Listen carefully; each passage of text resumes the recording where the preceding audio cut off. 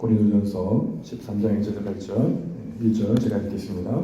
내가 사람의 발언과 천사의 말을 할지라도 사랑이 없으면 소리나는 구리와 울리는 꽹과리가 되고 내가 예언하는 능력이 있어 모든 비밀과 모든 지식을 알고 또 산을 옮길 만한 모든 믿음이 있을지라도 사랑이 없으면 내가 아무것도 아니요 내가 내게 있는 모든 것으로 구제하고 또 내 몸을 불사르게 내줄지라도 사랑이 없으면 내게 아무 유익이 없느니라.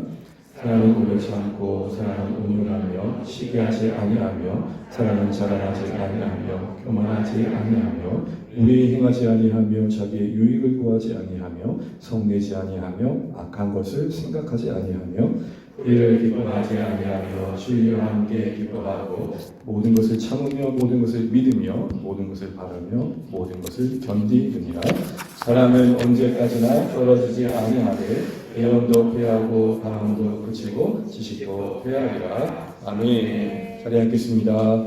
네, 우리 다시 한번 인사드리겠습니다. 우리 앞뒤 옆에 좌우에 함께 예배하는 성도들을 정말 사랑 가득 담아 축복하겠습니다. 살이 미소라고 할 정도로 활짝 웃으면서 사랑하고 축복합니다. 함께 예배하니 감사합니다. 네. 우리가 같은 본문을 가지고 주님의 사랑이 우리 사랑 되게 하옵소서라는 제목으로 계속해서 말씀 나누고자 합니다. 우리 제목만 같이 한번 읽어볼까요? 시작. 주님의 사랑이 우리의 사랑이 되게 하옵소서. 아멘. 사실 제목만으로도 계속 우리 설교의 주제가 분명하게 인식될 수 있을 것입니다. 그렇지만 또 조금 더 세부적으로 다른 모양 속에서 사랑을 비춰보는 가운데 우리 사랑이 조금 더 디테일하게 하나님을 닮아가면 좋겠다 싶어서 나누게 됩니다. 먼저 우리가 고린도서 13장에 기록된 사랑의 열매가 지금 사랑의 열매를 살펴보고 있는데 그 열매가 한 15가지거든요. 그 가운데 이 사랑의 열매를 설명하는 바울의 기술 속에서 우리가 좀 살펴볼 특징들이 있고 또 그 특징이 담아내는 교훈이 있습니다. 지난번에 봤던 것처럼 일단 사랑이라는 계속되는 반복되는 단어는 여러 사랑이라는 단어 중에 아가페를 말합니다. 아가페라 하면 지고지순한 하나님의 사랑을 말합니다. 지고지순하다는 말이 좀 어렵나요? 더할 수 없이 높으신 그 무엇과도 비교할 수 없는 지고, 지순 가장 순결한 하나님의 사랑을 말합니다. 그에 반해 우리의 사랑은 사실은 어두움이 있죠. 사랑이라고 하지만 내 이익과 내 또 원함이 섞여 있을 때가 참 많습니다. 그리고 우리의 사랑이라 함은 그 관계 속에서 사랑을 주고받을 때에 사랑을 하는 내 입장에서 사랑하는 대상에 많은 영향을 받죠. 그에 반해 우리 하나님의 아가페 사랑은 그러하지 않다 하여 지고지순하다는 것입니다. 그리고 그 사랑이 만든 열매를 설명할 때에 그 열매를 형용사나 명사가 아닌 동사로 말하고 있다는 것이 우리에게 한 교훈이 되셔야 됩니다. 그만큼 하나님의 사랑은 우리 안에 무언가 하나님 닮은 사랑의 모습을 만들어가는 근원이 된다는 것입니다. 하나님의 사랑이 우리 안에 하나님 닮은 사랑을 가능케 한다는 것은 그 하나님의 사랑이 우리를 격려하고 관건하여 열매 맺는 자리로 인도해 간다는 것입니다. 더불어 우리 현실 속에서는 사랑을 원하나 사랑할 힘이 없고 지혜가 부족한 우리에게는 늘 공급되어져야 할 사랑이 하나님의 사랑임을 보여주는 것입니다. 그런 의미에서 이렇게 말할 수 있습니다. 하나님 사랑에 대한 감화가 우리 안에 있는 하나님의 사랑을 담고자 하는 성향을 강화한다. 하나님의 사랑의 감화가 우리 안에 하나님을 담고자 하는 성향을 강화한다. 이 말은 하나님의 사랑으로부터 멀어질수록 우리 안에 하나님의 사랑을 담는 모습은 약화될 수밖에 없다. 이 말씀 드리는 겁니다. 그러면서 또 이야기하고 있는 이 동사의 시제를 보게 되면 현재 진형입니다. 헬라어에서 이 현재 진형이라는 말의 의미는 뭐냐면 그 어떤 행위가 지속되고 있는 것을 말하는 것입니다.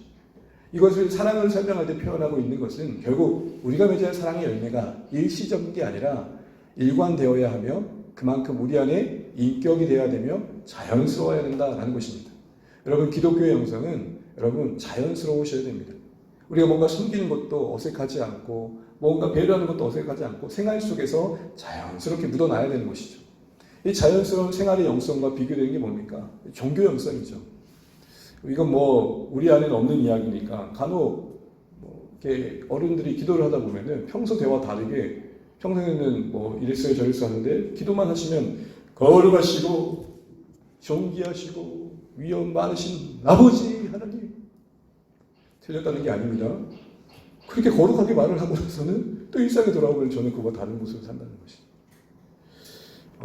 잘못됐다는 게 아니라 우리가 너무 교회 안과 교회 밖에 그 연속성이 상실된 자연스러움이 없는 신앙의 현실을 우리는 너무 당연시 여기고 있지 않은가 생각들을 한번 해보면서 주안의 교회 성도님들은 교회 안이나 교회 밖이나 어느 곳이든 하나님의 임재가 있고 하나님과 대화하며 동행하고 하나님을 의식하게 나올 수밖에 없는 모습들이 우리 가운데 있는 그런 자연스러운 생활의 영성이 우리 가운데 있기를 주님으로 축복합니다. 그러면서 이 현재 진행이라는 것은 다시 말해 그 지속됨을 위해서 우리 사랑에 자라가야 됨을 말하는 것입니다. 여러분 오늘 바울이 고린도서 13장 11절에 이렇게 말합니다. 우리 한번 읽어볼까요? 시작. 내가 어렸을 때에는 말하는 것이 어린아이와 같고 깨닫는 것이 어린아이와 같고 생각하는 것이 어린아이와 같다가 장성한 사람이 되어서는 어린아이의 일을 버렸노라. 아멘. 사랑의 열매를 쭉 나열한 뒤에 바울이 그 자신에 대해서 이야기를 합니다. 교회여 나도 이전에는 그랬었다. 이전에는 그 하나님 사랑을 담지 못해 누군가를 상처 줄 때가 있었고 또 누군가의 마음을 아프게 할 때가 있었고 나 또한 그 사람과 멀었었던 모습들이 참 많았었다. 그래서 하나님 볼 때는 참 영적 어린아이 같을 때가 참 많은 시간들을 보냈다. 그런데 지금은 점점 버리고 있고 장성한 사람 되어가는 여정 속에 있음을 고백합니다. 여러분 그렇습니다. 우리의 신앙은 자라가야 되고 특별히 우리의 사랑의 모습도 자라가야 될 현실에 있음을 알아야 됩니다. 우리의 신앙의 성장은 우리 안의 성품과 존재를 점점점 아름답게 바꿔가는 모습들로 증거되어야 된다는 것이죠. 근데 특별히 여러분 고린도서 13장 11절에 어린아이 일을 버렸노라라고 하는 버렸노라는 단어를 좀 주목해 볼 필요가 있습니다. 이 말은 그만큼 적극성과 능동적인 자세를 담고 있는 것입니다.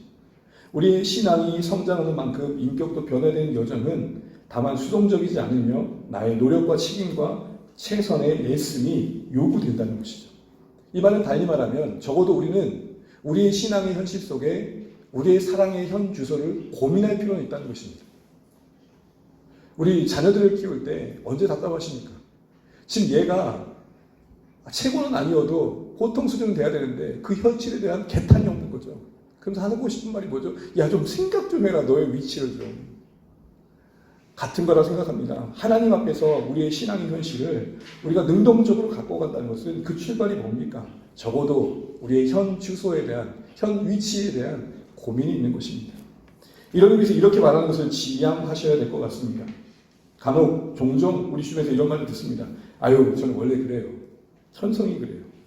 때론 마음대로 욕하고 그냥 다 쏟아내고는 이렇게 말합니다. 아유, 성격이 못해서 그러니 용서해 주시고 이해해 주십시오. 아, 이해를 못하겠습니까? 야, 이해하죠. 그러나 이렇게만 말하는 것은 옳지 않을 수 있다라는 것입니다. 나의 사랑에 부족한 것을 내 원래 성격이 그러니 용납해 주세요 라고 평생 이야기하고 이게 경상도 말로 맞습니까? 우라먹는 것은 아니라는 것입니다. 성도된 우리는 분명 완전을 향해 가는 여정 속에 있기에 부족함이 있습니다. 바뀌어야 될 게 참 많다는 것이죠. 그러나 그것을 그대로 두는 것은 또 하나는 책임유기라는 것입니다. 어느 신앙이 좋은 그러나 쉽게 역정하는 아버지가 있었던 것 같습니다. 그 자녀 중에 딸이 엄마한테 이런 말을 했답니다. 엄마 우리 아빠를 보니까 신앙과 인격은 별개인 것 같아. 정말 그렇습니까? 신앙과 인격과 우리의 성품과 존재는 별개입니까? 신앙이 성장하는 만큼 우리의 인격과 우리의 성품이 주님을 닮아가는 사랑의 모습들로 열매 맺어가는 것이 정말 별개입니까? 물론 속도는 다를 수 있습니다. 우리 하나님 인격적이셔서 우리의 존재와 우리 성품을 존중하시며 우리를 자라게 하십니다.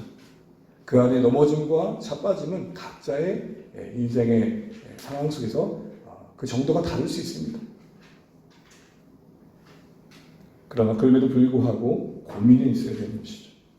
바라기는 이 영역에 대해 조금 더 간절함이 있으시면 좋겠습니다. 여러분 우리 몸이 어딘가가 아플 때에 그 몸이 아픔으로부터 벗어나기 위해서 얼마나 간절히 기도하고 싶은 마음이 있습니까? 또 무언가 문제가 있을 때에 그 문제가 풀려지길 바라는 간절함이 얼마나 있으십니까?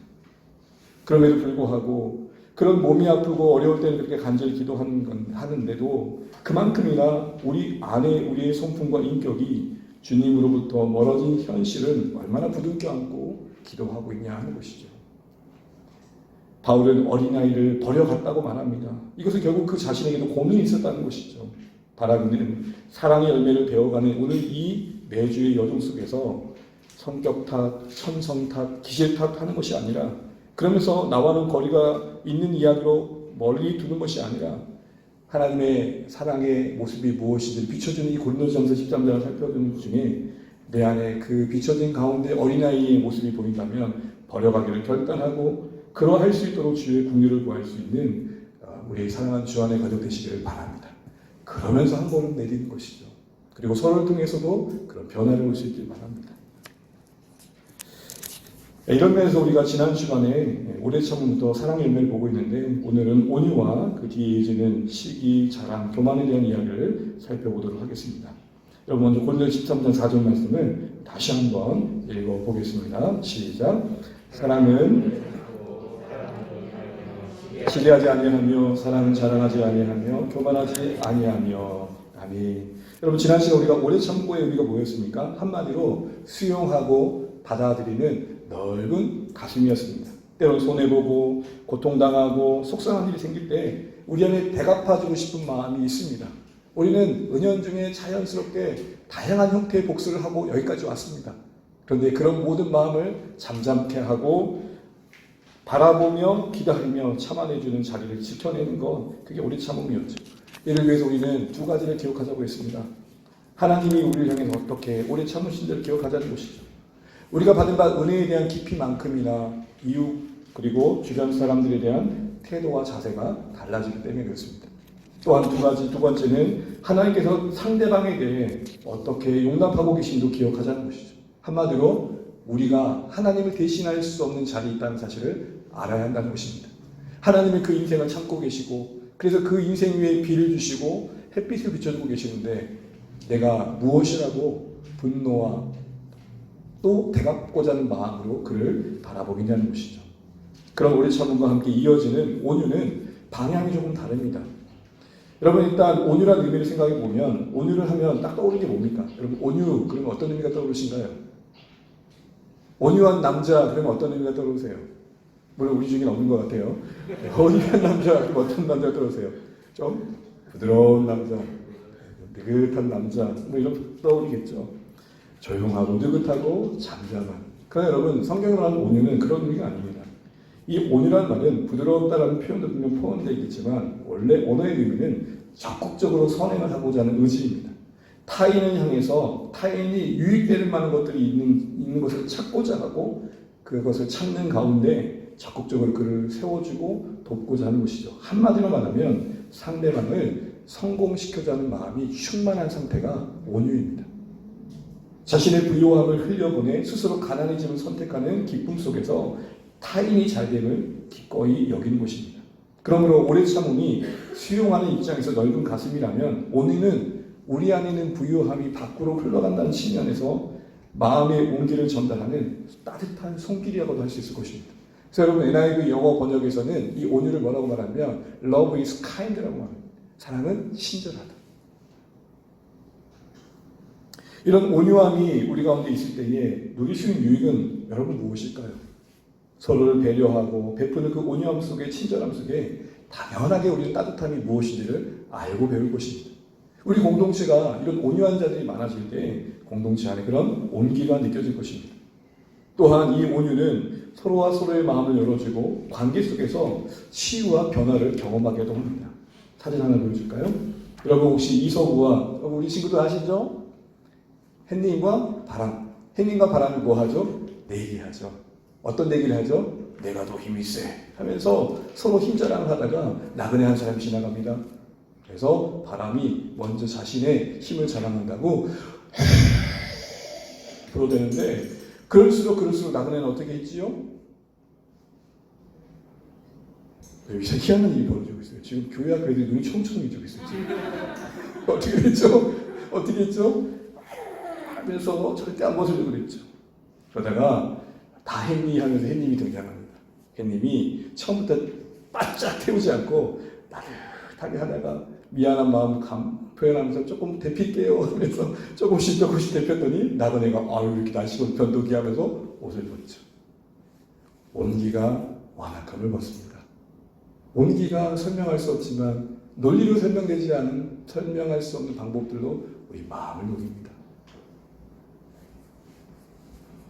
주변을 돌아보십시오. 가시를 잔뜩 세운 사람들이 왜 이리 많은지요. 요즘은 지나치는 것만으로도 좀 뭔가 짜증 지수가 올라가는 시점에서 그런지 몰라도 다툼이 일어납니다. 묻지마 폭행은 한두 가지가 아니죠. 여러분 제가 이 자리에 있잖아요. 고등학교에서 2번 방송을 해요. 오전 조회 한 번, 오후 조회 한 번. 교감 선생님 신실하세요. 멘트는 하나도 틀리지 않아요. 그러면서 하는 말씀이 이겁니다. 여러분 서로 부딪히다 보면 짜증 지수 때문에 다투는 일이 소소하게 많이 생기고 있어요. 거리를 둡시다. 서로 존중합시다.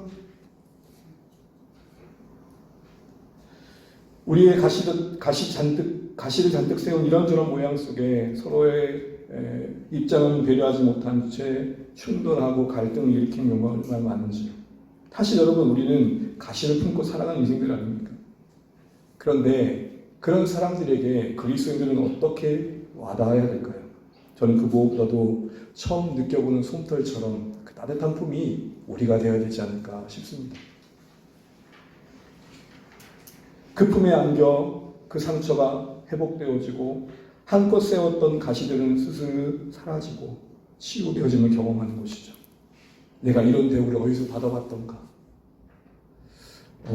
이따가 생명의 선교사까지 얘기하겠지만 제가 청년들 방황을 하고 교회로 다시 돌아왔을 때에 저를 붙들어줬던 것은 누님들이었습니다. 세상에선 들을 수 없는 그 온화한 칭찬. 규영아, 넌 왜 이렇게 착해시 멋있니? 반갑다. 넌 왜 이렇게 멋지니? 그게 구랄할지라도 왜 이리 좋던지요? 어디서 들어보지 못했던 칭찬과 격려와 따뜻함이 주님 때문이 아니라 그 누님들 때문이라도 교회를 다니게 됐던 이유였죠. 물론 시작이 그랬다는 것입니다. 지금도 누님 때문에 다니는 건 아니겠죠. 누가 누님 때문에 목회자가 되겠어요. 뭘 말씀드린 겁니까? 우리가 부름받은 자리가 어떤 자리냐는 것이죠. 상처받기 쉬운 이 시대 속에서 또 스스로 그 잔뜩 세운 가시를 꺾을 수 없는 인생들 속에서 함께 더불어 살고 있는 신자들의 삶에 어떻게 보면 또 다른 사명이라고 할 수 있는 것은 온유로, 그 온기로 그 인생을 끌어안아 그들의 인생 속에서는 뭐 이런 품이 다 있노? 이런 걸 경험하는 거 아닐까? 목장이 그러해야 될 것이며 우리의 만남의 자리가 그러해야 될 것입니다. 바라기는 이런 온유함을 주님 안에서 공급받음으로 그 온기를 품고 나눌 수 있는, 그래서 적극적으로 타인을 세워주고자 격려할 수 있는 참된 온유의 자리에 그 사랑에 힘입어 설 수 있는 우리 되시기를 주님으로 축원합니다. 그러면서 이어진 세 번째, 네 번째, 다섯 번째 오타입니다. 세 번째, 다섯 번째 사랑에 반하는 모습을 좀 보려고 합니다.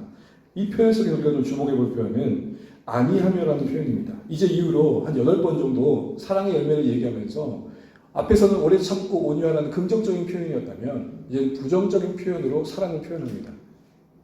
왜 그럴까요? 이것은 사랑의 열매를 우리가 맺는 과정 속에 우리의 제된 본성과 왜곡된 성향과 끝없이 싸울 수밖에 없기 때문입니다. 여러분 사랑은 그러면 그 언어를, 사랑의 언어를 말할 때 감정적으로 분위기로 말할 때는 참 감미로운 게 사랑입니다. 낭만과 연관해서 얘기할 때는 사랑처럼 감미로운 게 어디 있겠어요. 그러나 실제적으로 사랑이 우리 가운데 열매 맺어가는 가정 속에서의 실제 현실 뭡니까? 치열하죠. 의지가 필요해요. 그러하지 않아야겠다라는 결단이 필요해요. 다시 말해 아니하며라는 말이 나오고 있는 이유는 우리 안에 그런 마음이 일어난다는 거예요. 시기가 일어나고 자랑이 일어나고 교만이 일어나고 무례행하는 마음이 일어나고 불의를 행하는 마음이 일어나는데 그거를 꺾는 의지가 사랑이라는 것이죠. 청정지역처럼 깨끗한 마음에 누구를 봐도 어머 정말 너 예쁘다, 아무런 인간적인 생각 없이 그렇게 칭찬하는 게 어디 있어요. 너무 이쁘네. 그럼 속으로는 얼마 들었니? 우리의 마음이 누군가에게 순전하게 그렇게 뭔가 온전한 마음으로 칭찬할 때가 얼마나 있냐. 그러니 사랑의 현실은 뭐죠? 끝없이 사랑에 반하는 감정과 생각들과 의지들을 굴복시키는 거죠. 그래서 사랑은 또 다른 말로 아니하며. 사랑은 낭만적으로 이해할 때는 그처럼 감미로운 게 없죠. 세상 모든 것을 다 가져다 줄 것 같죠. 저 하늘의 별도 내가 너를 위해 따주며, 별 따준 사람은 아무도 없죠. 못해줄 게 없죠, 그때는. 그러나 현실이 부딪히면 계산을 하죠. 그게 우리입니다. 우리 안에 하나님의 성품에 반한 성향들을 품고 있기에 진짜 하나님의 사랑이 우리 가운데 임하게 되면 충돌이 일어나고 저항이 일어나게 되어 있습니다. 그럼 여러분, 우리가 꼭 봐야 될 하나님의 사랑과는 반한 모습들이 무엇인지 그 실체를 알아야 되겠죠. 먼저 시기를 보게 되면 너무 잘 아시는 거죠. 시기가 뭡니까? 한마디로 다른 사람이 잘 되는 것을 이유 없이 싫어하고 미워하는 겁니다. 특별히 나하고 관계 있는 것도 아닌데 그냥 그가 잘 되는 게 싫어요. 이런 시기의 마음은, 그 싫음과 미워함은 두 가지 양상으로 드러나는 것 같습니다. 첫 번째, 소극적으로는 타인에 대해 기꺼이 인정하지 않아요. 소위 평가절하하는 거죠. 객관적으로 잘했음에도 불구하고 뭐라고 얘기하죠? 아유, 뭐 그 정도쯤이 하고 깎아내립니다. 칭찬에 인색해집니다. 그리고 시큰둥하게 그의 행한 것에 대해 반응합니다. 궁극적으로 그를 좀 더 좋은 시각에서 보기보다는 좋지 않은 것, 낮게 평가하는 것, 그게 더 커 보이고 크게 됩니다. 적극적으로는 이 시기의 감정은 타인에 대해서 경쟁의 대상으로 만들고 어떻게든 그를 이겨보려는 마음을 갖게 한다는 것입니다. 타인들의 시선이 나 아닌 또 다른 사람들에게 향하는 것에 대해 불편해지기 때문입니다. 여러분, 저 어린 시절에 이런 적이 있었습니다. 지금 뭐 그런 걸로 자랑하지 않지만 한때 전자시계가 막 나올 때, 우리 애들이 어떤 애가 전자시계 자랑하는 거예요. 불도 들어온다고. 제가 자랑했죠. 그때 저는 전자시계가 아니었거든요. 이거는 제가 자랑했어요. 근데 그건 야구입니다. 어떻게든 안 지려고. 어떻게든 안 지려고. 여러분, 우리가 그럴 때가 얼마나 많습니까? 그만큼 타인들의 시선이 나 아닌 다른 사람에게 쏠리는 것을 불편하는 마음이 커져서 경쟁의 마음이 자라게 되고, 그것은 결국 시기의 또 다른 적극적인 양상이 됩니다. 어떤 사람이 경쟁상대가 될까요? 그 무엇보다도 자기가 가장 중요하게 여기는 영역과 겹칠 때겠죠. 예를 들어서 내가 노래에 관심이 있고 노래를 잘하고 싶어요. 근데 노래를 잘하는 사람을 만나요. 그럼 어떤 마음이 들어요? 경쟁심이 생기는 거죠. 아무런 상관없는 사람보다는 가까운 사람 속에서 더 그런 마음을 많이 겪겠죠. 저 멀리 있는 사람이 아니라 함께하는 사람이겠죠. 또한 비등비등 견줄만한 사람들 속에서 그런 마음이 자꾸 일어납니다. 일상의 영역만이 아니라 신앙의 영역에서 그렇죠. 그런데 이 시기의 문제점은 뭡니까? 그 해악성은 뭐죠? 이 시기로 인해서 우리 마음이 온갖 악의를 쏟아내는 죄된 마음의 토양으로 변질되었다는 게 문제입니다.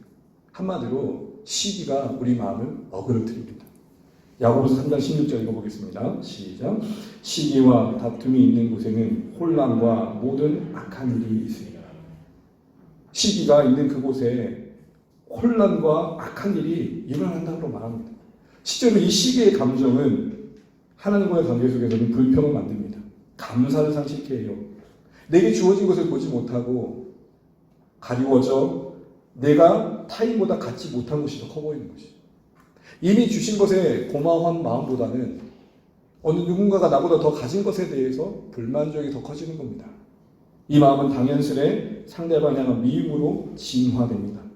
그리고 은근히 안 됐으면 하는 기대감을 갖습니다. 그리고 귓가에 들려질 때에 말은 위안호하지만 아싸, 저만 그런 것처럼 그렇게 저를 이렇게 나쁜 목사를 만드시니까 그때는 그렇죠. 맞다. 내가 그렇다고 인정하셔야죠.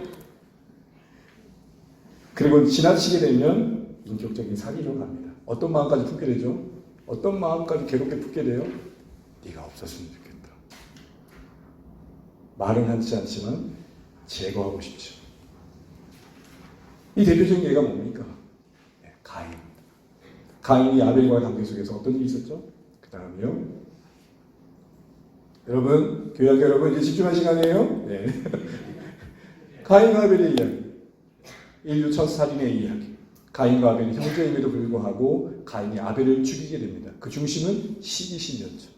하나님이 아벨의 예배를 받으시고 가인의 예배를 받지 않는 현실 속에 가인은 자기를 돌아볼 기회를 삼지 못하고 아벨 때문에 내가 불행해졌다고 생각한 거예요. 결국은 아벨을 경쟁 대상으로 생기고 표정 보세요. 죽일 표정이에요, 살릴 표정이에요. 하승아, 지금 죽일 표정이야, 살릴 표정이야. 너무 표정도 말해줘서 고마워. 지금 이 가인은 마음으로 이미 아벨을 죽인 거예요. 그것이 열매로 맺어지게 됩니다. 성경에 이 가인과 아벨뿐만 아니라 우리 삶 속에서도 여기까지 갈 때가 얼마나 많은지. 또한 자랑은 무엇입니까? 시기와 비슷하지만 자랑은 뭐죠? 시기라는 것이 타인의 것에 대한 태도라면 자랑은 자신의 것의 태도인데요.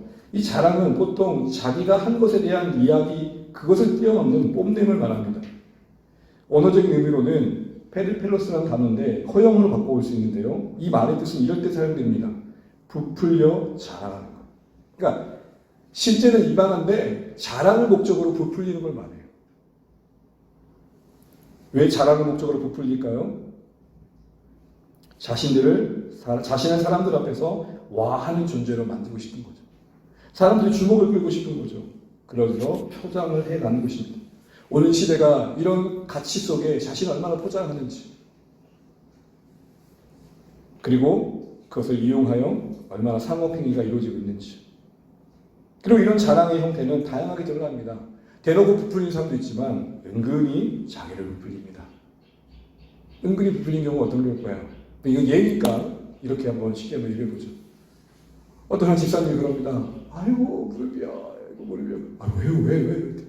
아니 그냥 어제 밤새 하나님께서 나를 찾아오셔서 기도하는데 무릎 꿇고 기도했더니 그게 아프네. 아프다는 거예요. 기도 많이 했다는 거예요. 네? 아프다는 거예요. 기도 많이 했다는 거예요. 은근히. 사랑하는 성도 여러분, 우리의 모습 속에 그런 게 나타날 수 있습니다. 그리고 그 모든 것의 중심은 뭐죠? 내가 으뜸으로 보여야 한다는 것입니다.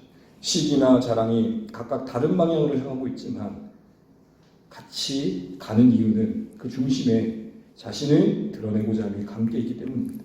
시기는 타인을 깎아내려 자신을 드러내는 거고, 자랑은 자신을 부풀려 자기를 드러내는 것입니다. 이런 자랑의 해악도 마찬가지입니다. 무엇보다도 주변 사람들을 불편하게 합니다. 모두가 다 알죠. 아이고 또 그런다 라는 말 갖게 합니다. 시기심을 갖게 하는 게, 여러분, 시기심을 갖는 사람의 문제에서도 분명히 있을 수 있습니다. 그러나 원인을 제공하는 부분도 있을 수 있다는 것이죠. 그러니 우리의 행동 속에서 타인의 마음을 배려한다면 혹여나 이것이 불편함이 될 수 있겠다 싶은 것들은 지혜롭게 절제하는 것이죠. 또한 이것을 확장하면 공동체 질서를 평안을 깹니다. 이게 사실 본교의 문제였습니다. 왜죠? 은사가 서열이 되고 자랑이 되고 됐잖아요. 그만큼 자기는 더 우월한 은사로서 자신을 포장했던 것입니다. 그러니 질서가 무너지죠. 그러니 은사를 통해 교회가 조화를 이루기보다는 분열을 일으켰던 것입니다. 교회 내에서 다양한 의견이 있을 수 있습니다. 그러다 보면 의견 표출의 기회가 내가 이 일에 관여했다, 내 통해 이 일이 이루어졌다는 다툼으로 일어날 수 있는 것입니다. 그런 의미에서 여러분 우리는 이 부풀림의 자랑을 그런 예외가 되지 않을 수 있는 모습들이 있을 수 있는 것이죠.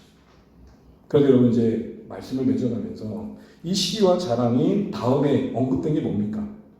시기와 자랑 다음에 언급된 게 뭐죠? 교만 그 자체의 뜻은 뭡니까? 으뜸되려는 자기 중심성을 말합니다. 그런데 왜 교만이 시기와 자랑 다음에 다시 한번 재차 언급될까요? 바로 시기와 자랑의 근본적인 뿌리에 교만이 있기 때문이겠습니다. 이것은 타락한 우리의 본성에 정말 뿌리 깊이 내려진 현상이고 성향입니다. 그러니 시기와 자랑의 그 부풀림으로부터 예외가 되는 인생이 없다 말씀드릴 수 있는 것입니다. 타락 이후에 사람들 내면의 본성 중에 하나는 뭡니까? 누구나 으뜸되고자 하고 자신이 주인 되고자 하는 마음이 각자에게 있습니다. 그래서 누군가 내 인생에 관여하는 것을 싫어하는 것이죠. 첫사람 아담의 하와의 이탈의 시작이 그거 아닙니까? 악한 자가 하와와 아담 사이에 하나님과 관계 속에서 넣어놨던 의심의 내용이 뭡니까? 하나님께서 이거 못 먹게 하는 이유는 너희가 하나님보다 더 대단한 자가 될까봐 하는 생각을 가신 친구 하나는 잘못된 생각을 갖게 하죠. 한마디로 악한 자는 너희가 하나님처럼 되는 것을 하나님이 두려워하셔서 못 먹게 했다라고 말하며 그들 안에 내재된 시기심을 부추기죠. 결국 그 욕망을 따라 그들은 먹어서는 안 되는 과일을 먹게 됩니다. 그리고 그 중심에는 자기들이 더 으뜸되고자 하는 마음이 있었던 것입니다. 이런 욕구들이 우리 모두에게 있는데 이것들이 건강하게 채워지지 못하고 왜곡된 방향으로 채워질 때에 앞서 말씀드린 시기와 자랑을 나타나는 것입니다. 상대방과의 끊임없는 비교 속에서 상대방을 깎아내리고 경쟁 당소를 여기며 인정해주지 않습니다. 때로는 자신이 조금 더 나았다 싶으면 아주 바싹 짓누르는 거죠. 때로는 부족하다 싶으면 괴로워하며 또 다른 자신을 인정해줄 만한 자리를 찾고 그런 일들을 만들어냅니다. 적극적으로는 자기를 부풀립니다. 어떻게든 내가 상대방보다는 우위에 있고자 싶은 마음을 늘 갖습니다. 제 기억이 분명하다면 항상 두세 그룹이 있었어요. 여학생들이 항상 달리다 보면은 가장 이쁜 애들은 자기가 못생긴 애들 같이 데리고 다녔어요. 그러면서 자기의 미모를 자랑하죠. 그러다가 자기가 이쁜 애가 나타나면 흠집을 내거나 깎아내리거나. 사랑하는 성도 여러분, 우리 삶 가운데 이런 내재된 본성과 성향을 여러분 이길 길이 없습니다. 그래서 우리에게 소망은 하나님의 사랑인 것입니다. 그 사랑이 안이하기를 만들기 때문이죠. 그 사랑은 우리 안에 교만으로서 비롯된 자랑과 시기를 허락하지 않습니다. 우리 안에 일어나는 마음의 부패함과 어둠에서 비롯된 여러 감정들을 우리는 경험하며 사는데 하나님의 사랑 안에서 그게 다스려진다는 것입니다. 오히려 그런 불편한 감정들을 미워하고 밀어내고 싶어하고 혐오하고 투쟁의 의지가 생깁니다. 그래서 안이하며가 가능하게 돼요. 하나님의 사랑의 빛 아래서 어떻게 그런 마음이 만들어질까요? 하나님의 사랑은 도대체 우리가 무엇을 만들어내기에 그런 시기와 자랑을 미워하며 혐오하며 내 마음에 자리 잡지 못하도록 밀어낼까요? 가장 큰 것은 그 하나님의 사랑의 거룩함이 아주 높아진 한껏 높아진 우리의 마음을 바싹 낮추기 때문에 그렇습니다. 하나님의 사랑을 제대로 경험했다는 말의 같은 말은 무엇이냐면 나의 진정한 민낯을 제대로 보게 되었다는 것입니다. 십자가에 갈기갈기 찢기시는 예수님의 모습, 그 비참한 모습을 보면서 내 죄의 초라함을 보는 것입니다. 내 죄를 향한 하나님의 거룩의 엄격함 앞에서 자신의 죄의 크기를 인정하게 되는 것입니다. 죄인된 나를 위해 찢기신 그 십자가 앞에서 내가 아무것도 아니라는 것을 발견하게 된다는 것입니다. 거룩하신 하나님께서 비천한 나와 같은 인생을 사랑하신다는 사실 앞에서 자기는 그 거룩하신 하나님께 감히 설 수 없는 인생이라는 사실 앞에서 나만한 사람이 어딨냐라는 교만은 자리 잡을 여지가 없게 되는 것입니다. 이걸 마태복음 5장 버전으로 말하면 심령의 가난함이 만들어진다는 것입니다. 심령의 가난함이라는 말은 다른 말을 말하면 나는 아무것도 할 수 없습니다라는 영적 파산을 선언하는 것입니다. 내 힘으로는 내 지금의 마음의 형편으로는 하나님이 보실 때에 흡족히 받으실 만한 기뻐할 만한 것들을 만들어낼 수 없습니다. 이걸 인정하는 것입니다. 달리 말하면 하나님 저는 은혜가 필요합니다. 이런 고백입니다. 은혜를 구하는 심령에 교만이 자리 잡을 여지가 어디 있겠습니까? 하나님 앞에서 바싹 낮아진 심령 위에 누구보다 높아진 마음을 가질 여지가 어디 있겠냐고요. 하나님이 안 보이니까 내가 누구보다 더 높다라는 마음을 가질 수 있는 것이죠. 또한 이 사랑은 우리 안에 낮아진 마음, 무너진 마음을 일으켜 높여주고 만족해 합니다.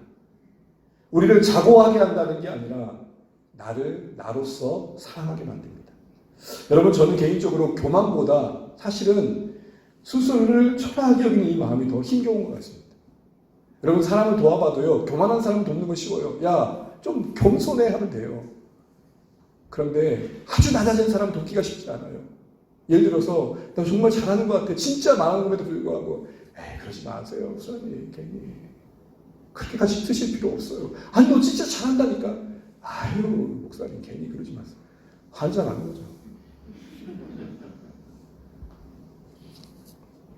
하나님의 위대한 사랑 앞서서는 그 거룩하심 앞에 무너진 심령 그 초라해진 마음은 그럼에도 불구하고 자신을 주고 오신 그 사랑의 위대함 앞에서 회복되어집니다.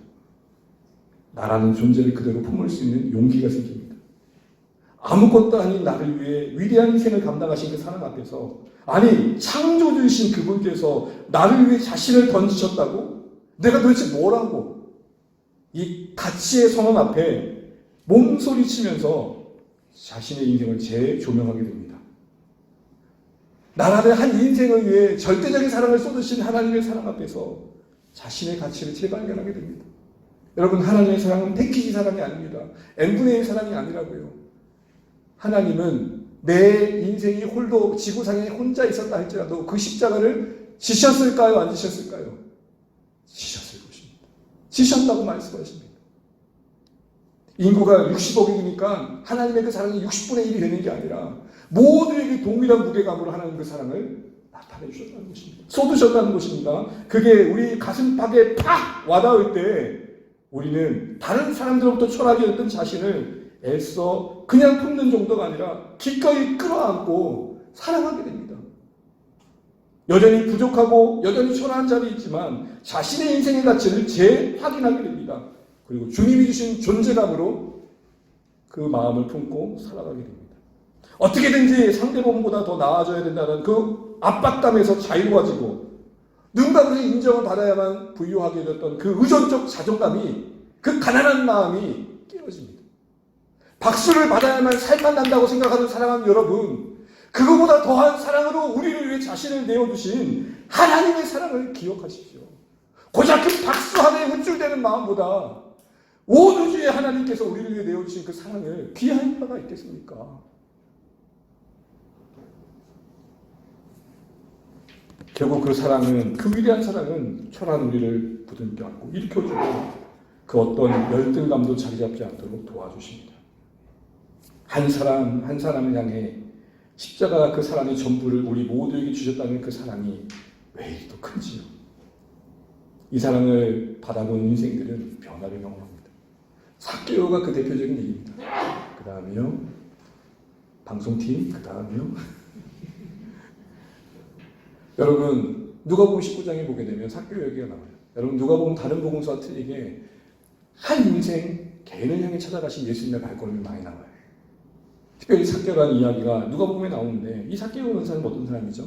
세리였어요. 여러분, 삭개오가 세리라는 사실 속에서 우리는 물론 성경의 모든 걸 다 말하고 있지 않지만 거룩한 상상력을 동원해보면 일단은 삭개오가 갖고 있던 열등감 중에 하나가 뭐였어요? 네? 키가 작다. 키 작은 삭개오로서의 그 열등감을 극복할 수 있는 방법은 뭐였을까요? 성공이었을 것입니다. 당시의 성공의 방법은 그가 할 수 있는 최선은 세리가 되어 부를 축적하는 것이었고, 그것을 통해 자신은 아무에게도 무시당하지 않는 사람이 될 거라는 생각을 했을 것입니다. 그럼에도 불구하고 그 허전하고 허무함을 떨칠 수 없었음을 봅니다. 어떻게 알게 되죠? 예수님이 오신다는 소문에 반응합니다.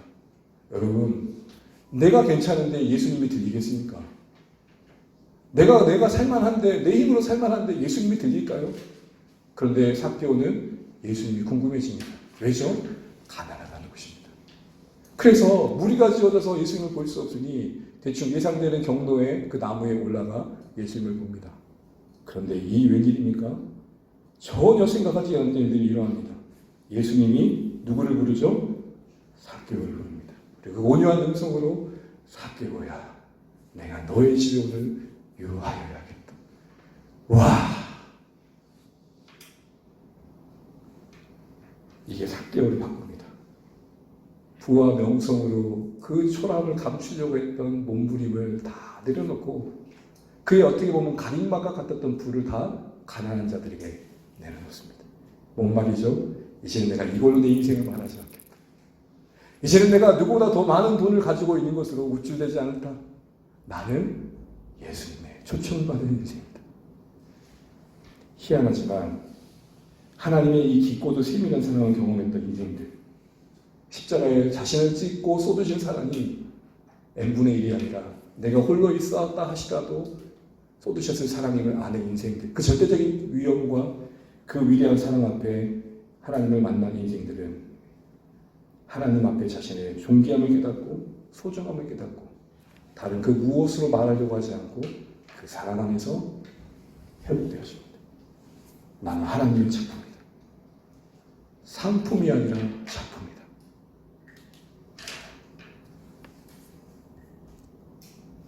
이런 열등감을 극복시키는 하나님의 사랑이 초라해진 우리 자신을 일으켜주기에 그 사랑은 우리를 시기와 저랑부터 보호해 주신 겁니다. 그리고 더 나아가 적극적으로 내 인생을 만족해 하며 기대하게 합니다. 여전히 결핍이 있고 부족함이 있지만 그 안에 담긴 하나님의 섭리와 계획을 더 바라봅니다. 남들이 내가 갖지 않고 있는 것들을 가지고 있는 것을 하나님의 시선 속에서 그것이 차별이 아닌 나와 그의 다름을 구별과 소명으로 이해하게 됩니다. 넌 너의 인생길로, 난 나의 인생길. 목회자는 저에게 적용해 볼까요? 이 사랑이 내 안에 있을 때에 사이즈로 말하지 않는 것입니다. 우스갯소리 하겠습니다. 저의 막내가 아빠 프린트 좀 해주세요 라고 사진을 보냈습니다. 그래, 사이즈는 어떻게 할까? 그 다음에 물음표를 보더니 아빠 사이즈가 뭔가요?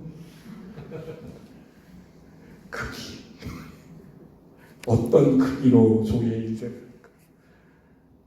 저렇게 순전해야 됩니다. 사이즈가 보이지 않으셔야 됩니다. 사이즈가 뭔지도 보이셔야 됩니다. 하나님의 사랑이 우리를 이렇게 순결케 합니다. 이제 말씀을 맺겠습니다. 인디언의 사이에서 오고 가는 유명한 이야기가 있다고 합니다. 할아버지가 손자에게 이야기를 건넵니다. 얘야, 질투와 허영과 폭력이란 이름의 늑대와 사랑과 평화와 이해와 온유란 이름의 늑대가 싸우면 누가 이길까? 여러분 누가 이길 것 같습니까? 나이가 멀리 그쩍거립니다. 할아버지가 얘기합니다. 그 답은 네가 먹이를 주는 늑대가 이기는 거야. 사랑을 많이 먹으십시오. 십자가로 증거된 하나님의 사랑을 얼마나 묵상해 보셨습니까? 양식은 외면한 채 내 안에 시기심을 묵상하며 양육하며 키우며 가꾸며 열매 맺어 꽃 피운 우리 아닙니까? 하나님 사랑 깊이 묵상한 뒤에 그 사랑이 우리 안에 역사하여 그것이 감화하여 우리 안에 주님 닮고자 하는 성향을 강화시키는 가운데 시기와 자랑을 능히 이겨내는 교만을 으깨는 그래서 누군가 향해 온유로 나아가는 참된 모습을 보일 수 있는 우리 모두 될 수 있도록 하나님의 사랑 앞에 더 엎드릴 수 있는 주 안의 모든 가족 되시기를 주의 이름으로 축복합니다.